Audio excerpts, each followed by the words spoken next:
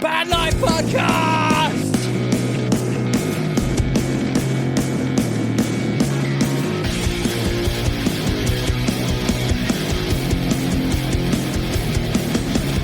You are listening to the Bad Life Podcast, your number one guide on how to run a profitable band.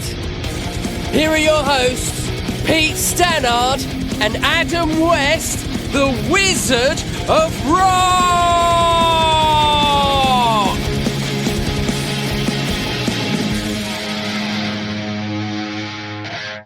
Hello, and welcome to the Band Life Podcast. I am your host, Pete Stannard, and I am here with my wonderfully bearded co-host, Mr. Adam West, the Wizard of Rock himself.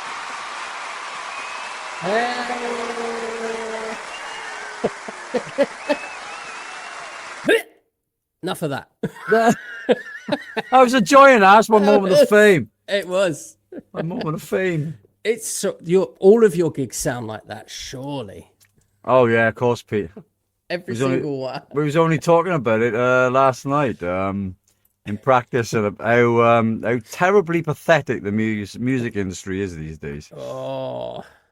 Well, we're going to talk about that today. Actually. I know.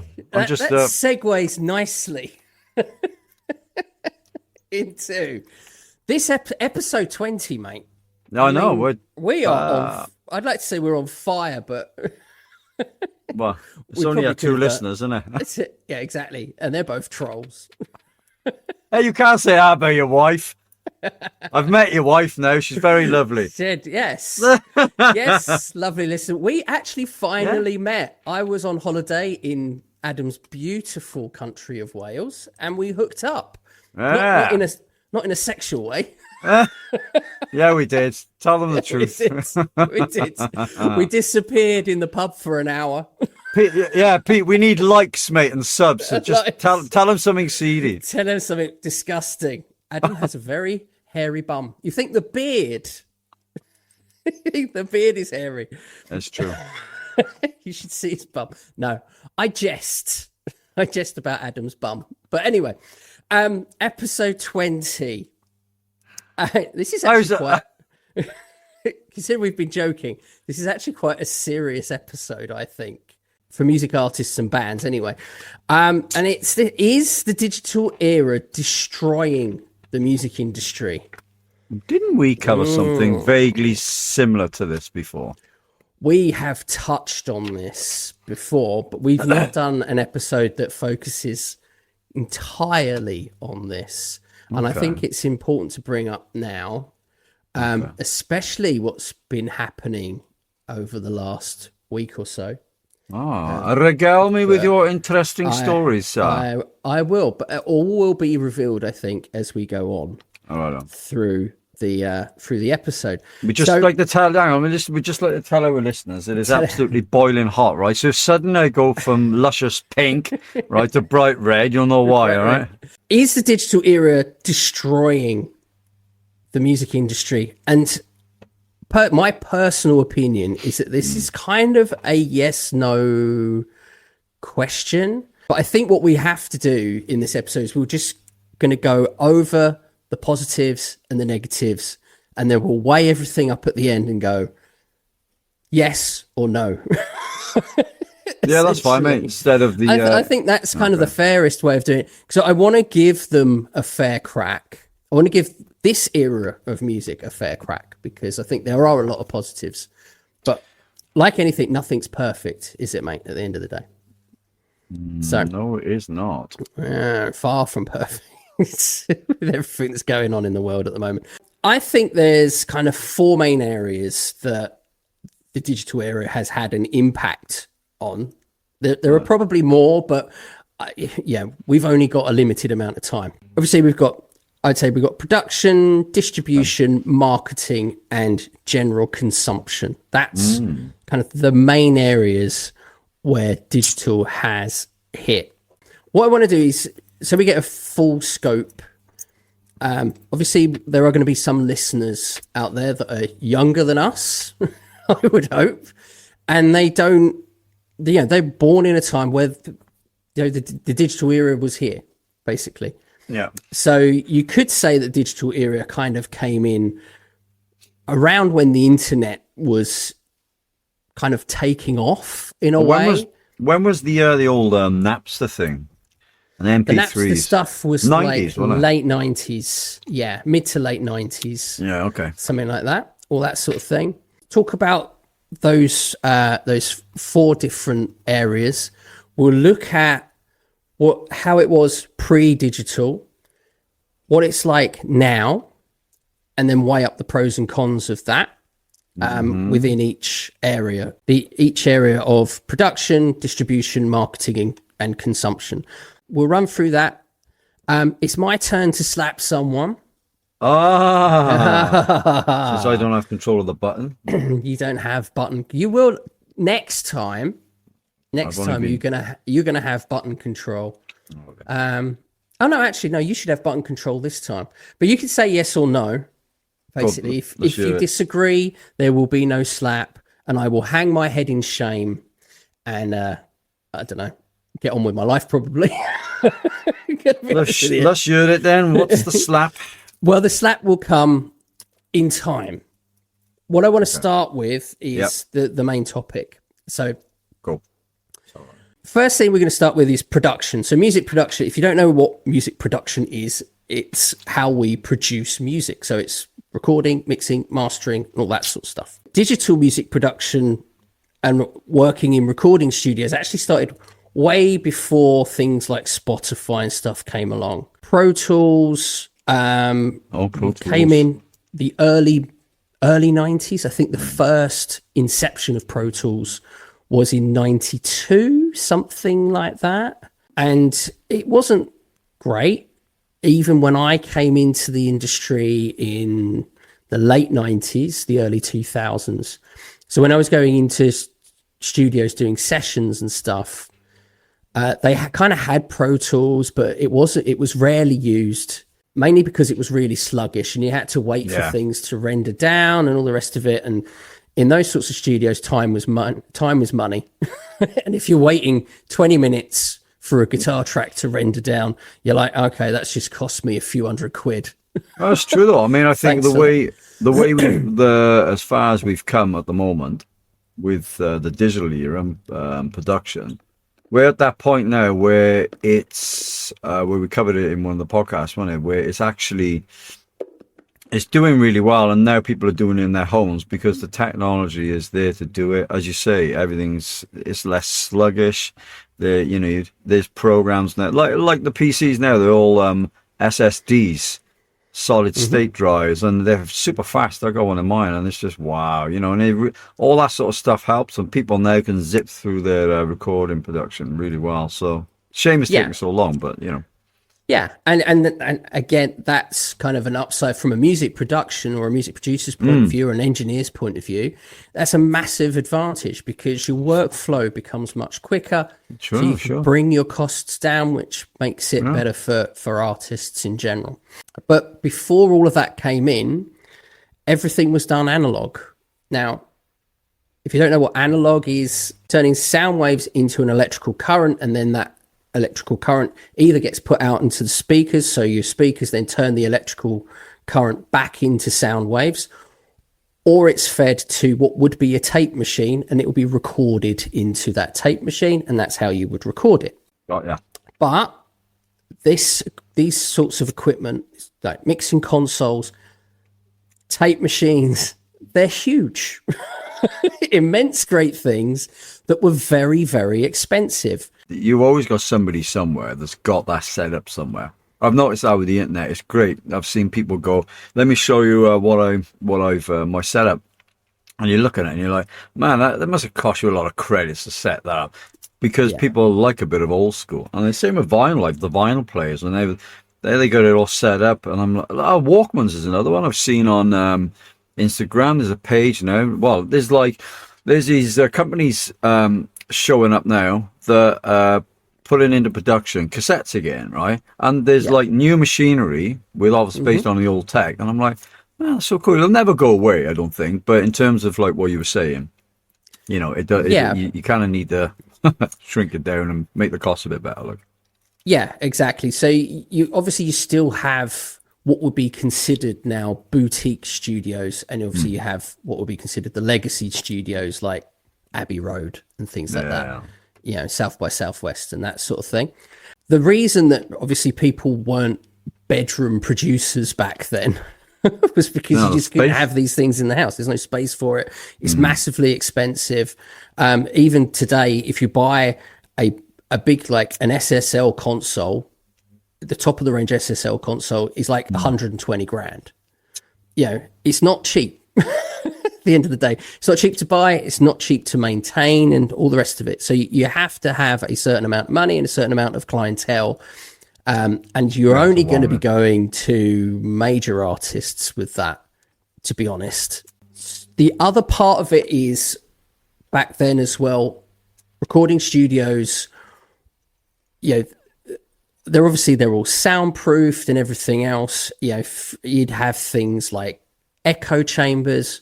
Abbey Road still has an echo chamber in Studio 2, I believe. To have that in a home, you know, you have it to an extent of some, you know, people use, I put a mic in my bathroom and I use that as an echo chamber sort of thing.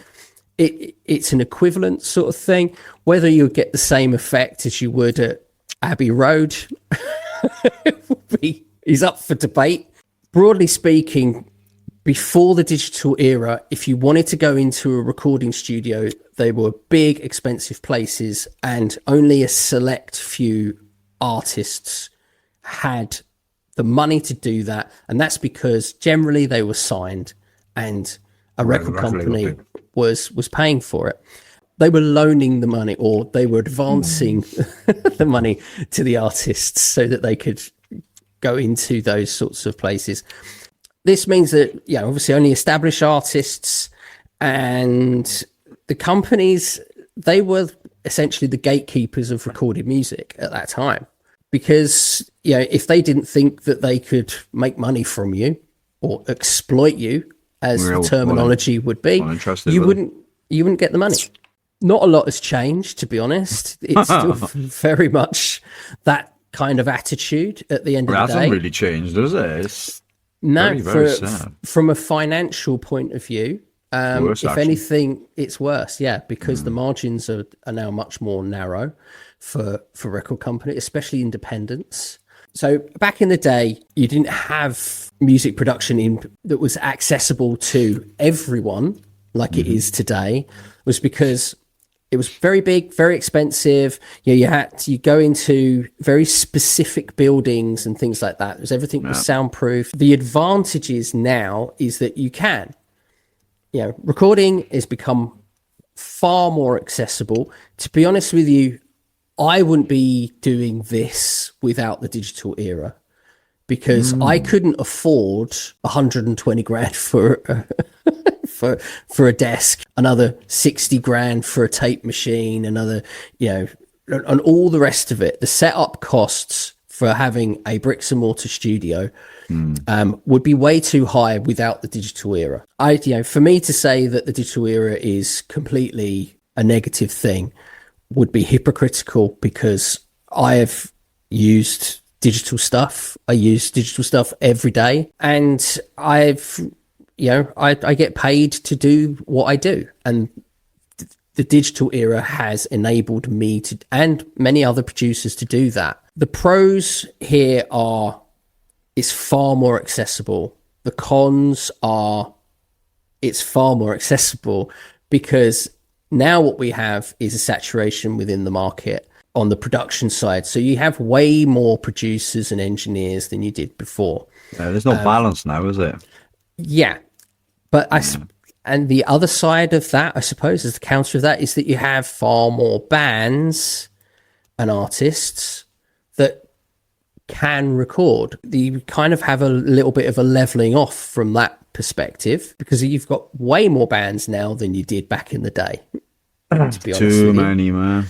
Yeah, but the downside of that, because you have so many engineers and producers and things like that, you have a lot of engineers and producers that just don't have the knowledge and the experience to produce something that would be considered good quality recording, which I think is a massive problem when you couple that with distribution and stuff like that, because there doesn't seem to be a gatekeeper on No, there's not. quality. Interesting, mate. Very interesting. There's not. Yeah, exactly. So I always make the joke, I could fart in a can and get it on Spotify. And you make more money. Is that music? I suppose that depends on your opinion. So I think overall, the positives are more artists can record their music, but the downside is that the quality of production has dropped immensely, in my opinion. Would you agree with that, sir? Yes, I do agree with it. Saturation is the problem, I think. Right? I think we've as artists and musicians, people. It's a bit like this, right? You know, when you start from the bottom and work to the top, you've always got a gradual increase before you get to the apex, and that applies to absolutely anything. And what happens today is that everybody can race to the top and become number one straight away. And you're like, oh, great. Okay. So where do you go from there? So the problem I have, like, is the saturation level of things. Now you've got bands and artists and musicians going, right, so what's current and what's trendy? Right. I can top that.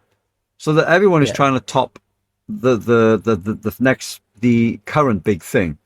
And it gets to the point now when I'm like there's no originality.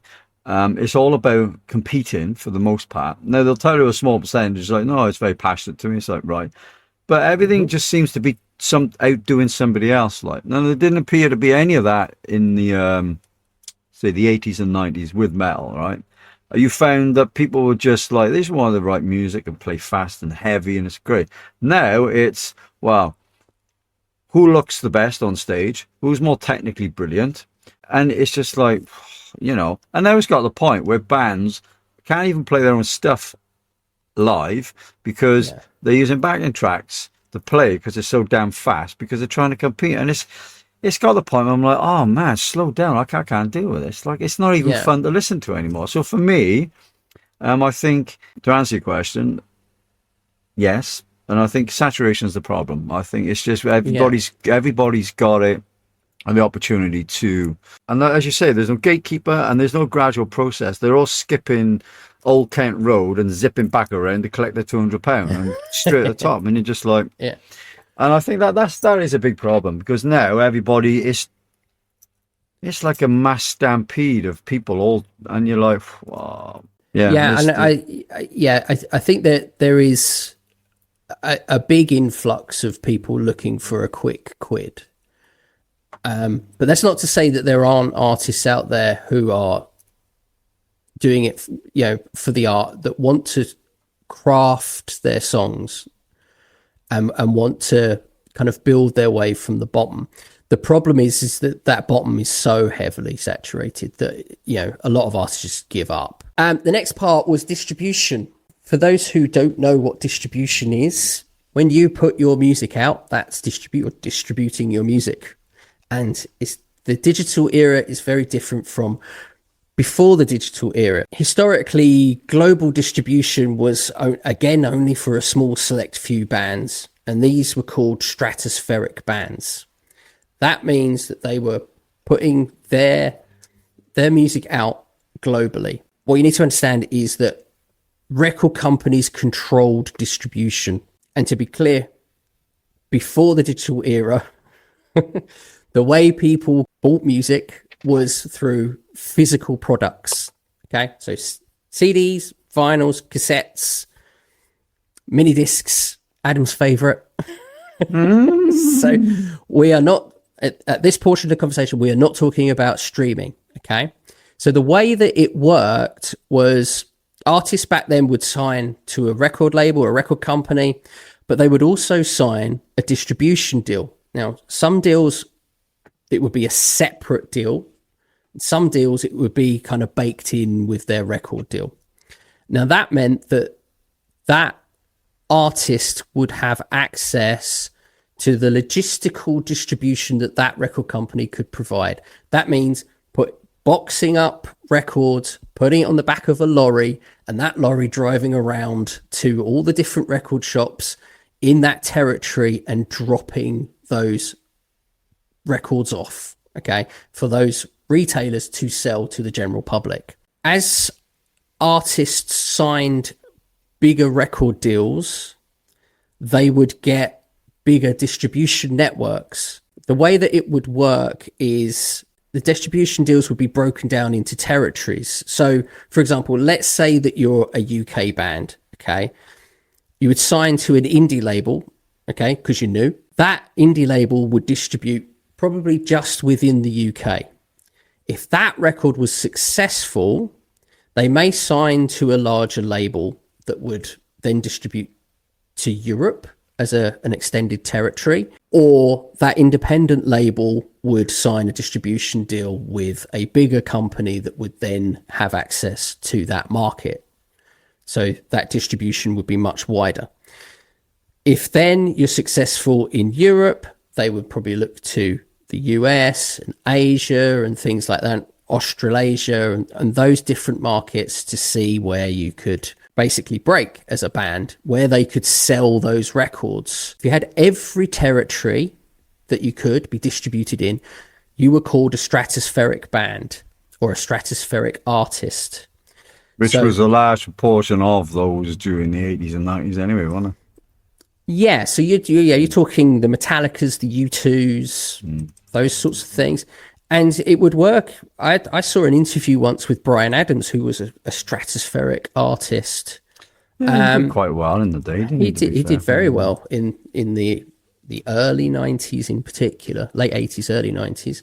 But I saw an article that they dropped certain territories from his distribution deal. So he lost the US, but he was still in Canada and Europe and things like that, because he wasn't so popular anymore in those countries. So they were like, well, why would we distribute you there? It doesn't make sense. No one's buying it. It's business, yeah. Like business. You said, you got to keep it separate business. You've got to roll. You've got to roll with it. With the advent of streaming, so we're bringing this into the 21st century, 2025. Yeah. Obviously, we have streaming now, which has had an impact, sadly, I think, that we have much less music shops now. The retail element has gone. It's certainly not what it was. And that's because these distribution networks have collapsed. It's as simple as that, which also has an economic problem as well, because of the ways the economics of the music industry is that money is a trickle down economy.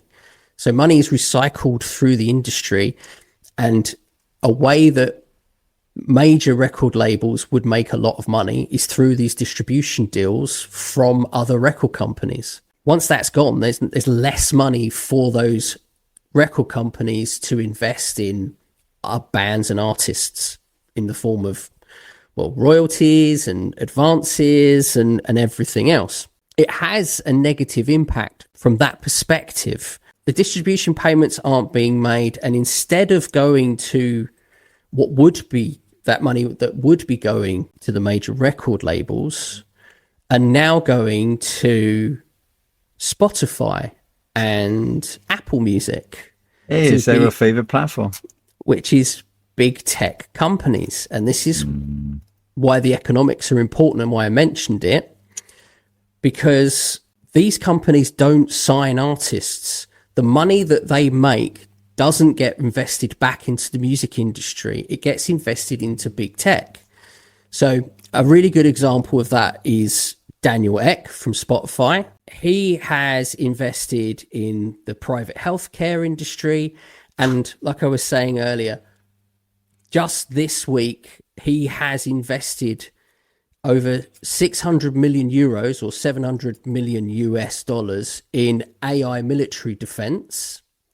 I wonder why. Hang on, backtrack here. The founder of Spotify, is that? Founder and CEO of Spotify has just invested 600 million euros in AI military defense. Military. Sorry, man. Not the music industry. So I'm going to put a post up on that. if you add that to the 300 million he's invested into the private healthcare sector, The healthcare. so he's made that money from the music industry, and that's like $1 billion. So he's sucked $1 billion. That's just one man. Okay. I'm not talking about big tech in general. This is just one man. He has sucked $1 billion out of the music industry and put it somewhere else. Pete, this is shocking. You got to do a short, mate, of this. That is f***ing crazy, mate. I did not know that. You didn't know that? Well, you got to keep up with the news, my friend. I know, mate. You need to send me some links. I don't know what go on what's news anymore. Like, the thing about it is you have to be a little bit invested. You have to do a little bit of research just to make sure that it's not all BS. Indeed, at the end of the day. But this has been verified by many, many people. Jeff Bezos, who's what's his company? Amazon.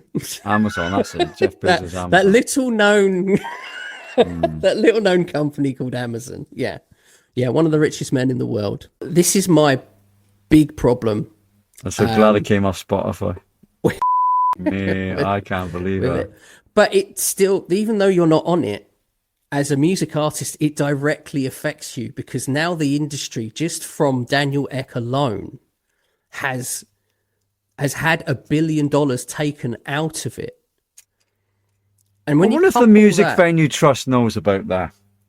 I don't think the Music Venue Trust... I'm going to have fun this weekend. They probably know about it, but they can do bugger all about it. But even at the end of the day, it's his money. That's like the Venue Music Trust saying that you can't buy your house because there's not enough money in the music industry. Yeah, but that's money from people like me and you, right? Yeah. So we've actually helped invest in AI military. Wonderful. Yeah. And we didn't even know. I'd say that, yes, that's a big downside, okay, for the digital era.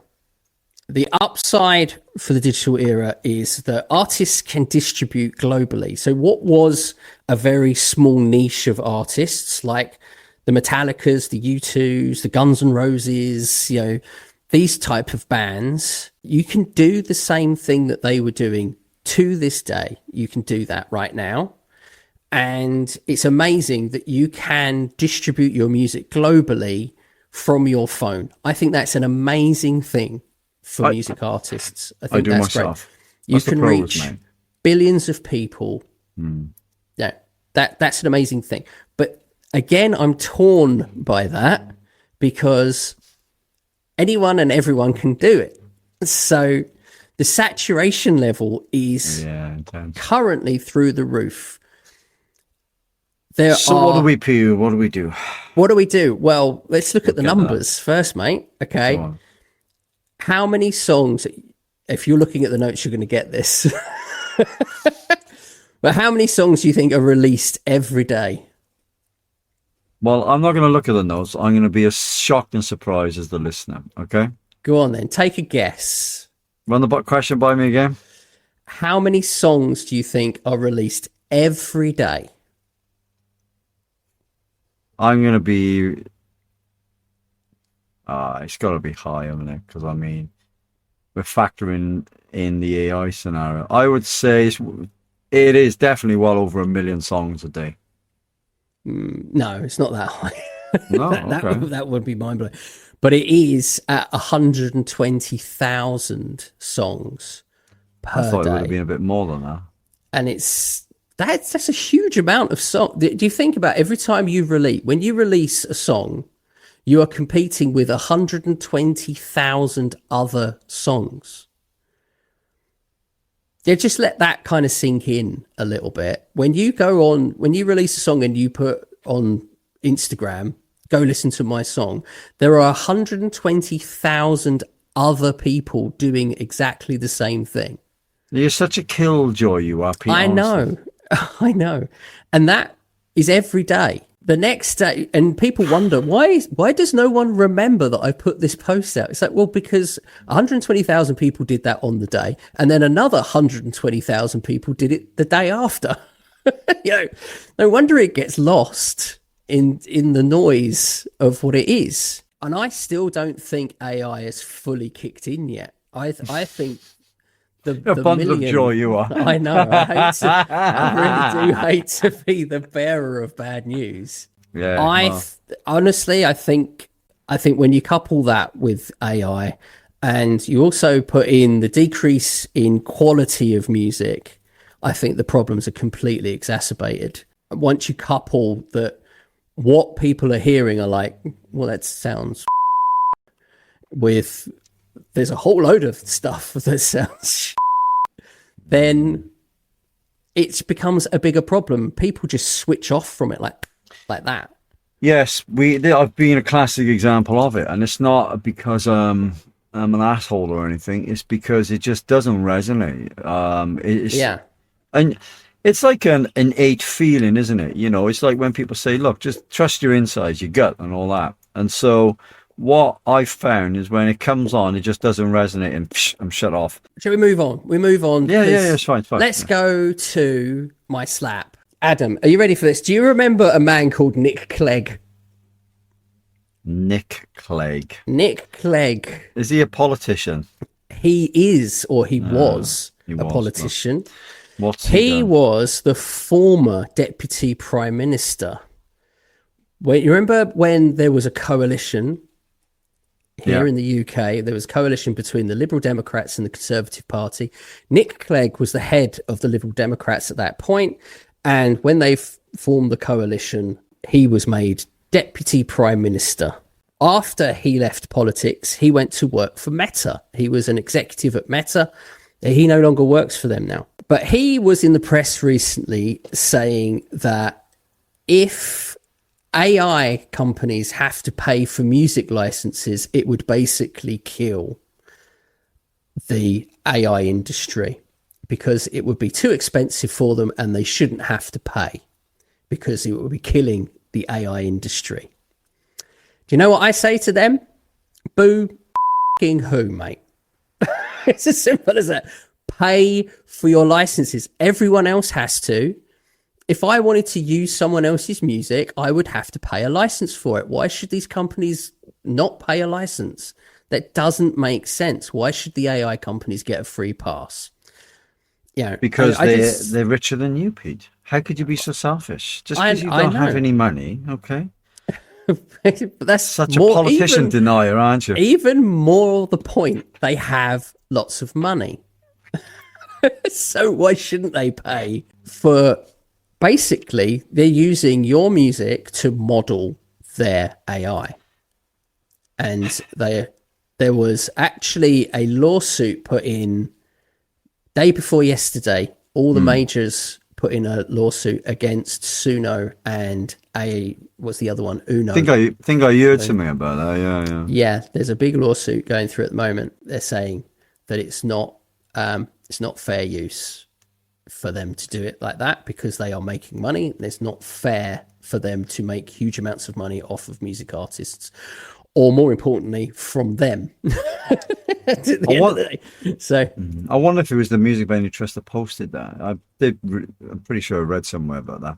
Well, okay, so my slap is for Nick Clegg for standing up for the AI industry and thinking that they shouldn't pay. The question is, give him a slap. There you go, Nick Clegg. Have it, sunshine. You suck. You're a dick. You're a politician. And face facts. Just because you want to make more money, you can go and do one. Okay? Justified. Justified. That's enough of that. But I see the other thing about this is as well is that what concerns me is how much influence these AI companies have within politics. Because Donald Trump 2 weeks ago fired the head of the copyright agency. Get out. He didn't even do that. He sent her an email that said one word: terminated. Right? All because she wrote a briefing saying that AI companies are not it's not fair use for AI companies to use music released music to train their AIs.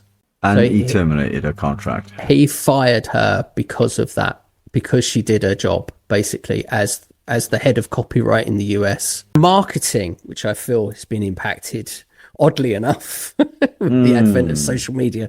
Let's look at before the digital era. So before the digital era, marketing your music fell into these main areas would be print, television, and radio. Simple. You didn't have, a myriad of social media platforms to advertise on. In our world, Adam, in the rock and metal world, print magazines would be things like Rolling Stone, Kerrang, NME, Metal Hammer, and things like that.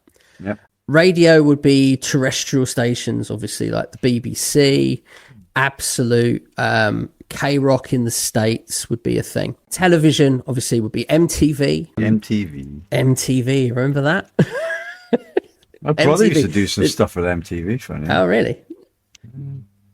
Nice. Saturday Night Live in the States. But my favourites when I was young.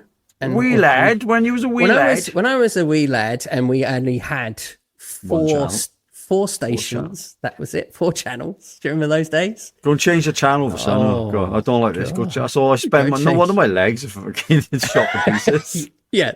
No remote control. You had to go to up the and down, television. up and down. Don't like this sort of thing. But my favourites were The Word. And do you remember there was a show called Raw Power? Do you remember that one? No. It was. I had to tape it because I was that young. It was on at like 2:00 in the morning. It's probably why it passed you by. As bad as Eurotrash, that was the best thing ever. Those in the morning. It was that sort of thing. But I had to record because my mum and dad wouldn't let me stay up to watch it because it was on in like the early hours. They're like, no, all the best stuff was though, wasn't it? This is really weird. Yeah. But I heard about bands like Nirvana, right? I first heard the Bleach album on there before Nevermind came out. And that's because they played Blue by Nirvana on there. And I was like, what the hell is that? That is different because everything else on there was hair metal. And then obviously things like Guns N' Roses, Bon Jovi, Metallica, all that. And it was like specific for rock and metal. And it was called Raw Power. And yeah. And then you obviously, sort of going back to television, obviously you had the various chat shows as well, things like the Jonathan Ross show and the Graham Norton show and things like that, where bands would play like at the end of the show and that sort of thing. Back then, radio was king, which in a way it still is. It still has the largest listenership in the world. But magazines was a great source of information for music fans back then. I remember getting my copy of Kerrang! Back in the day, I remember finishing school on a Wednesday and I would walk a different route home from school so that I could pick up my copy of Kerrang! On the way home. Cool. Every Wednesday that would happen. And it was great because this way you'd find out about gigs, about what's coming out and all the rest of it. We didn't have the internet to find these things out. We had to go and buy magazines and do all that sort of stuff. Yeah. And again, you could argue that the digital era has taken all of that away. So the money coming in for those publications. I was going to start buying actually some magazines again because it was nice at the beginning of the year to sit out in the garden with a cup of coffee, reading. And I did find quite a few bands doing that. I went, God, I remember what this used to be like. Because at least it's all there. Looking for it in the digital world is a nightmare. And I was going to carry on doing it. Unfortunately, the price tag for each magazine was knocking up almost £6. I mean, don't get me wrong, there was a hefty amount in there, but they've gone up so much, I mean, Kerrang used to be like, what, £3.50 or something? Correct. Well, I remember buying Kerrang, it was £1.50? Yeah. Well, £1.95, yeah. And it's something like that. Because it wasn't a glossy. No, it's papery, wasn't it? Yeah, it was very it was very cheaply produced. But they, I didn't mind that. I actually quite liked that. The same with the NME. The NME was very, very much it wasn't like Rolling Stone. That was how we found out information about bands and things like that. These days, obviously, it's all social media and websites, and it's all digital. I suppose the advantage of that is that as a music artist, you can advertise your band 24/7, 365 if you want. Back then, you'd have a weekly publication or a monthly publication, and the adverts would only run once a week, which in a way I think was quite nice in a way. The world of adverts. But now, obviously, everything's an advert. People go, "Oh, I'll put out social. I don't really advertise, but I put out social media posts." It's like, well, that's an advert. Whether again, it's a fact. You're publicizing what you're doing. That's what advertising is. If you're telling someone, "Here's my music, go listen to it," you're advertising your music. Even if you're not telling people to go listen to your music, you're still advertising your music, because then why put it out? Again, we're back to a saturation problem of everyone's doing it. 101, you release a music, you're going to put it out on social media, aren't you? You're going to say, go listen to my music on Spotify or wherever. And like we said before, every day you've got 120,000 people doing that. You're just background noise, unless you're doing something that's going to create some attention. Unless you pay. Or you pay, yeah. Marketing. Which is another thing. Now, I think it's become such a backgroundy noise sort of thing. I think we've lost the excitement behind releasing music. Definitely. But I don't think people get excited about, I remember seeing I don't. Seeing, buying a Kerrang magazine and seeing like a band I really liked, they're saying they've got an album coming out like in the summer, and being like, awesome, I'm really looking forward to that and getting excited about it. Now it's just like, all right, it's another band releasing music, and there's no anticipation anymore behind it. Yeah, I think that's really sad, and I think it's because people are just spamming people constantly. It's a constant spam. There's just so much of it that it's just, you switched off from it. Again, I think we're back to a problem of saturation. I think it's great that bands can advertise their music to billions of people. I think that's a positive thing. Yeah. Again, at what cost? I always say, if you're spending more time advertising your music than actually making music, then what are you a musician, or are you a digital marketer? I think most of us are digital marketers, aren't we? Probably, if you're going to look at it in that way. And then you need to kind of think along the lines of, well, do I want to be a digital marketer, or do I want to be a musician? And you look at how you can address that. And we go back to why I think the DIY stuff is mental. But if you want to know more about that, go and listen to our old episodes. Because we've spoken about that a lot. And also, not to mention that social media platforms are just making huge amounts of money. They're exploiting creativity at the end of the day. I feel a little bit like we're in the upside down, really, to quote Stranger Things, if you've ever watched that. That you've got people that are creating stuff that are making little to no money, but the platforms are making huge amounts of money from that creativity. We should all come off it, man, and just do it the old-fashioned way. We should, but you'd have to have some kind of global revolution for that to happen. And there's never been a global revolution in the entire history of human endeavor for that to even work. This is the position that we're in. And this is what I'm saying. These tech giants are in such a dominant place that they are controlling every aspect of everyone's life, whether you're in the music industry or not. If you are on social media and you create social media content, you are at the whim of that social media platform, whether you like it or not. So That's true. And that's the reality of of that. And I think that's the downside of marketing. So the upside of the digital era is that you can advertise all day, every day, as much as you want. The downside is that everybody's doing it, and you are at the whim of the social media platforms. If they change their algorithm tomorrow, all your hard work can go away like that. And I've known artists that have huge followings and have lost everything. Even their accounts have been shut down and things like that. I have you, mate. Yeah. They are devastated because they've done so much work and they've worked so hard to get to where they're going, and it's just gone because, you know, someone's reported them, or, you know, you get one jealous guy that's like, oh, I don't like what this person's doing, so I'm going to report them in some way, and they get their account taken down. There's a lot of that going on, actually. It's gone, yeah. It's quite worrying. Because like you said, the amount of effort that they've put in is staggering. And then, like, what do I do? And you're like, they got everyone by the short and curlies. It's like, look, we can do this for you, but if you don't conform, well, you're not going to get anywhere. So Exactly. there you go. And There you're you like, what do I Like do? it, lump it. Yeah, that's the reality of your life. Well, I'm so glad you're here to cheer us Yeah. up with that one, Pete. Thank you very much. Exactly.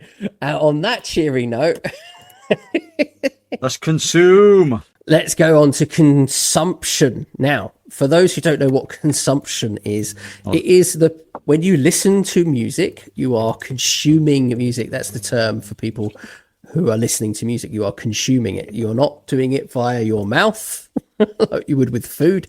You're doing it by your ear holes. Music consumption, this kind of brings us back to distribution in a way. Obviously, back in the day, you'd go to a record shop to buy a physical product, and that would be vinyl, cassette, TV, CD, and all the other stuff. And I think the key word in that is buy for me. Yeah. The main reason I got a Saturday job as a teenager was so I could buy music. You know, I'm sure I've said this on this podcast before. I wanted to go and buy music. I said, Mum, could you give me some money so I can buy some music? My dad went, bugger off. I'm not paying for you to listen to that rubbish. If you want to listen to it, you go get a job. Exactly. If you want to listen to it, you're going to have to buy it yourself. And I was That's like, motivation for you, isn't it? okay then. And to be honest, I loved that. You know, I didn't see that as a bad. I was like, okay, cool. No, I So I mean, went it's out, very encouraging. I got It's myself nothing. a job, and I love the experience of going to work, earning the money, and then going and buying the thing that I wanted. And I loved that experience. And I don't think, especially younger people now, and I don't want to sound like an old man shouting at the clouds here, But you are, Pete. Let's but be I honest probably they have the potential of coming across in that way. I don't think that younger people, I don't think they view music as something that you buy, because you don't. It's as simple as that. You just Nobody consume it. buys. That is very interesting. It's true though, what you say. We just consume. We do just consume. And I think that sense of I've earned this right to go and buy this music. I will cherish this more because I've had to I've had to labor to listen to this music. And I think there's a massive difference. This is why music is so disposable now. It's because no one's had to work to actually physically buy the music. You can't really kind of go, oh, I really love this music in that way, because you've not put that amount of effort in to actually go and buy the music. Because even if you pay a subscription to Spotify, again, you're not paying for the music, you're paying not to listen to adverts. Most people don't pay a subscription to Spotify. Most people listen to the adverts. Hey, because of you, right? The band's no longer on Spotify. Plus, I stopped paying for the premium there. Yeah. Just to save Just to some money. stop Because Daniel Ek paying for military AI. You know. well, no, I mean, honestly, on a serious note, us having the podcast and discussing it made me come to that decision, because I think it's a lot. When you highlighted and said, look, all you're doing, you're paying the premium, basically, to not have adverts. I was like, do I really want to do that? I mean, you know, it's like, I'm not, you know, and again, what you just said about consuming the music. So, Paradise Lost got a new album coming out. I go on there and listen to the whole thing, and I'm just consuming it. I mean, I do miss, like, I would like to buy the vinyl, and I'm like, yeah, sure, nobody's got 50 quid to fork out for these box sets and stuff anymore. Yeah. because everybody's just hammered down with paying somebody else. And not only that, like we don't seem to have, like we don't have a HMV in Newport anymore. Cardiff have one. Obviously, you got Cumbrae has one. But it would be nice to get back into that flow of things while they're still here. And you're right, people, they're not. It's changed so much, and now we consume and consume, and we don't seem to care anymore, do we? It's very sad, actually. Very sad. Yeah, and yeah, I do miss the old days. Kind of going back to that kind of sense of reward that you get from buying music. We used to sit there, didn't we, and be like, it's just cool. Yeah, and again, and you can go down the road of, all the artwork and everything else has its place and all the rest of it. And yeah, it does. I love the artwork. Some of them are a bit like, meh, the artwork's not that great, but the album sounds awesome. That sort of thing. But that's just that's a subjective taste thing at the end of the day. But I think, my main point here is that I feel that music's been devalued so much because people have never paid for music in a way. People stopped paying for music when Napster started doing this whole sort of file sharing stuff and things like that. So, well, why would I pay for something I can get for free? Lars Ulrich from Metallica was right.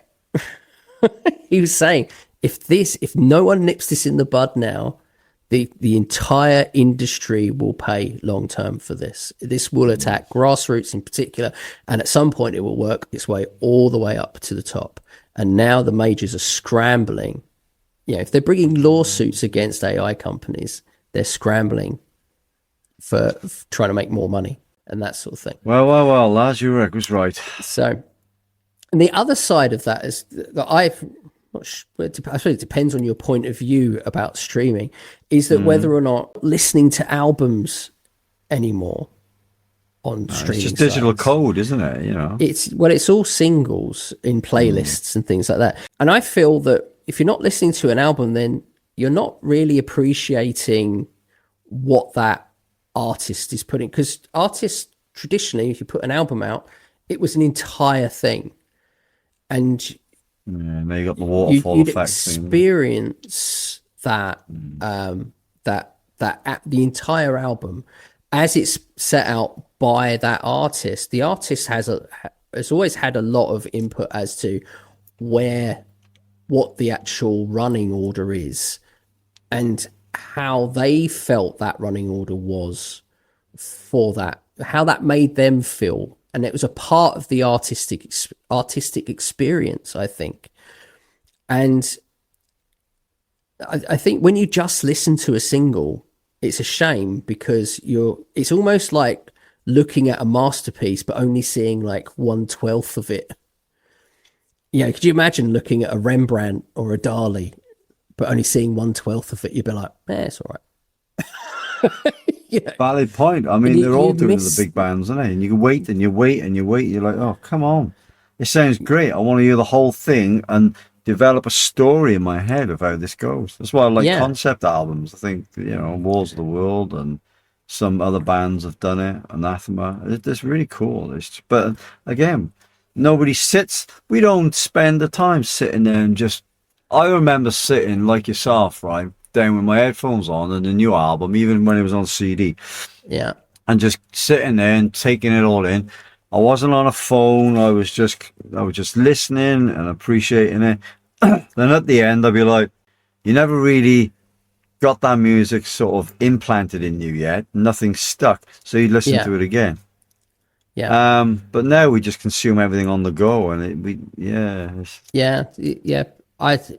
I do. I try to make time. It's kind of difficult with three young children, I will admit. But I try to make some time where I just literally just sit down and listen to music. And generally I do that with vinyl. Because I got it, but well, no, it's not snobbery, is it? But it's I think there's something about the tactile stuff and the digital. So I can resonate. I just need better speakers because mine, very good. I gotta crank everything up high. If they've been mastered properly, everything, it should sound good on pretty much anything. But wow, But again, I mean, and this is again, like if you listen to our previous podcasts, you would know that I am a big advocate of treating streaming sites like a radio station, rather than putting your album out. Just put what you would consider to be singles out, because that's how people are consuming on those platforms. If someone like me who likes to listen to an album, I will go and buy that album. If all I hear is singles, will I buy that album? Depends on how good the singles are and if the album's available a lot of the time. But I think people will buy albums because there are a lot of people out there that still, like myself and you, that will still go and buy albums. And I think when you're a music artist and you want to create as much revenue as possible, then you need to sort of at least go into those revenue streams. But you got to have the fan base there in the first place. Going back to our fan bases and stuff like that, I would treat them like a place of discovery and just release singles, and hold some stuff back for your fans, because most of your fans aren't on Spotify, or they're on Spotify, but they would still buy your music, if that makes sense. I think overall, I think the digital era on paper, right, to sum this up, I think on paper it sounds awesome. Yeah, when you think you can distribute globally, you can advertise globally, you can get your music to potentially 7 billion people or thereabouts, that sort of thing, it sounds awesome. But once you dig into the details and you look at way up with the bigger picture, I think generally it's for most music artists, it's going to be a negative impact, I think. What's your kind of viewpoint on it? Weighing everything up that we've just talked about. I would agree with your sentiments on that, to be honest. I think you've got to be sensible about how you use technology, and I don't necessarily think all of it's bad. I just think it's how it's used. So yes, like in your position, it has proved a highly successful tool to use, and made life very, very easy. And you still got the option to go down the other route of analog, I suppose. But yeah, I mean, it's always about answering the question a bit more directly. Is the digital era destroying the music industry? It's quite a direct question, and it is. I think it is. Well, it is destroying the music industry, but I suppose, well, how is it destroying the music industry? Is it? And we've obviously give some examples. It's the best way to sum it up for me. I don't know. I mean, it's not destroying it from your standpoint, is it? Because you are involved with the music industry, right? So it's not destroy. It's making things a bit easier for you, but it is destroying the music industry in terms of. I think where I am, position I'm in. Yeah, but without you, I don't exist. And this is the problem. Yeah, but without you, we don't exist. Well, no, but we can do it in house. Yes. Yeah, but I think kind of looking at it from a kind of a broad picture is, if music artists have less money, okay, then they're not going to be able to invest in me and pay for my services. So it's in my interest for music artists to have money. This is why I'm always like, people, I don't want to get too political, but a lot of people are like, okay, well, we need to keep the billionaires happy and stuff because, they've got money, then the rest of it. So what the government does is they put austerity in and they cut things like disability benefits, or the welfare state and all the rest of it. I think that that's a massive, massive mistake, because from an economic point of view, if you put money in the hands of poor people, they will spend it because they have to. If you've got a choice between starving and not, and someone gives you money, you're going to buy food. It's as simple as that. The problem is that extremely rich people don't have to spend their money. And a lot of the time they don't. What they do is they just buy things like houses that they don't even live in and that sort of thing. They'll buy like third homes and all the rest of it. And that's a whole other debate. But Yeah. the theory is the same within the music industry, is that the problem I've got is the money's coming in at the top and it's going to things like big tech. It's not filtering down to music artists like it used to pre-digital era. Pre-digital era, it would be the money would go in at the majors, and then the majors would then, and obviously they would take a big cut, and that's a whole other debate, but they would invest that money in new artists, or they would invest it in artists. They would give it in forms of royalties and advances and stuff like that, and production costs, and then that money would come to people like me. If that money is not being given to the artist, then that money cannot come to me. It's a simple, when you put it into that simplistic point of view. I know it's a lot more complicated than that. No, in simple terms, that's how this industry works. It's a trickle down economic industry. So if that doesn't happen, if you guys as music artists aren't making any money, which you're not, you can't invest in yourselves, in what would be your music business. So you can't grow your business. You can't grow a business without investment. Yeah, and this is why I was going back to the economy of the country. If you don't invest in the working class, then you're not going to grow the economy, because the working class will then spend their money because they have to. So we're a consumer capitalist society. This is how it works. And that money's not coming down from the top. Everything's going at the top and it's staying there. This is the problem I've got. And the music industry is a reflection of that. And this is something that we need to really address on an industry level, on how we can look at the main culprits of where that money's going. And when you've got someone like Daniel Ek investing $1 billion in big tech, that's one individual that we need to look at, and how Spotify is paying people and how Spotify money works. And we generally do that through regulation and taxation. Well, if they're not being regulated and they're not being taxated, then they're not going to do it. I mean, they're a business at the end of the day. They're going to be like, well, this is what's his business. If you don't like it, it's your problem. At the end of the day. Yeah. So it's a yes or no answer then, from me. It is a yes and no, but I think ultimately it depends on whether this is a sustainable thing. It's whether or not we can keep driving money out of the industry. At some point, the industry will collapse.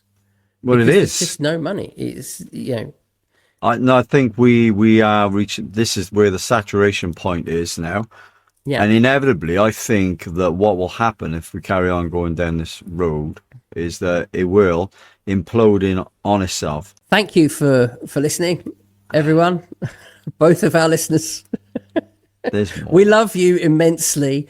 Don't forget to subscribe and do all the bits that help us, because, well, we do this out of the kindness of our own hearts.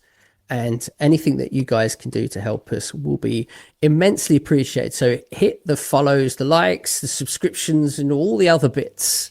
And I hope you have a nice day. Bad Life Podcast!